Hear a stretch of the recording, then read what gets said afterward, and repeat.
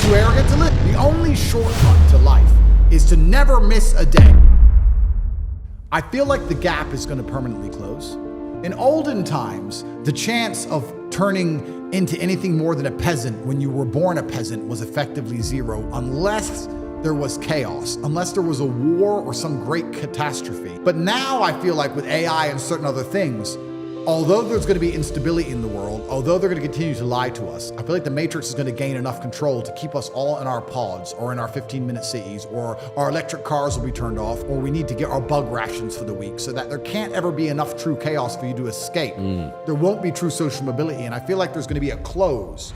The people who are rich now, their bloodlines will be rich for a very long time. And the people who are poor now, if they don't get rich soon, in the next 10 years or so, they never will. You're never going to get rich. The prices of houses are going to continue to go up. Prices of land is going to continue to go up. Inflation is going to continue to happen. Your wages will not catch up. It's going to get harder and harder for the average person to ever stand a chance of owning any assets. Yeah, it's now or never. Yeah. It's almost impossible right now. How does the average person on an average wage buy a house in London right now? It's almost impossible already. I think in the next 10 years it's going to become truly impossible, and we're going to use AI to keep the gap closed. I think most normal people understand. If you were to ask them how's the economy, they'd say, well, it's impossible. I can't pay for my bills. I can't pay to eat. I can't afford a house. I can barely afford my mortgage. I'm never going to get rich this way. They understand all of this, but they're not panicking. Why are you not panicking? The Titanic just hit the iceberg. You may not be in the water yet, but it's a certainty. There's nowhere else to go. It's going to sink. It's going to happen. Panic now.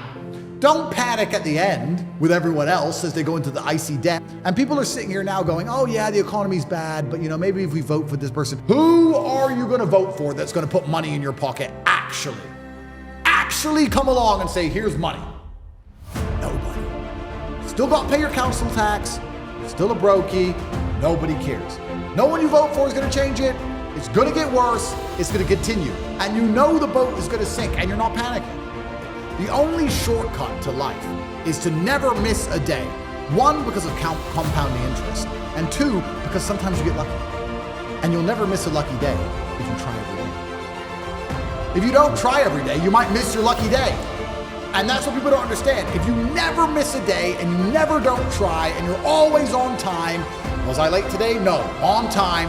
And you try and improve every aspect of your life, and you're a professional, and you try and make sure that you analyze your decisions, you give yourself feedback, you don't make mistakes, you're not lazy. If you try and you make it to the top, you end up elitist because you look at the people down below and you're like, well, why didn't you try?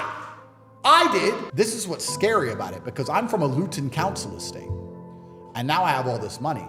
But if I meet somebody who's truly broke, I'm not talking about you not have hundreds of millions, but if I meet somebody who's broke, I think they're an idiot. And I catch myself going, is that bad? Am I elitist? Or do I sit down now and I just say, no, I started lower than you and beat you. How are you poor? You're lazy. There's only 3 reasons you can't get rich in the world today, which is either you're stupid, you're lazy, or you're arrogant. And I find the most common one is lazy and arrogant. It's not stupid. There's nobody at home who is too stupid to become rich. I'm sure anyone watching this podcast right now, if you were to sit down next to me and I were to say, do this, do this, do this, do this, do this, you could do it. Of course you could. But you're too lazy to learn how to do it yourself. And you're too arrogant to listen.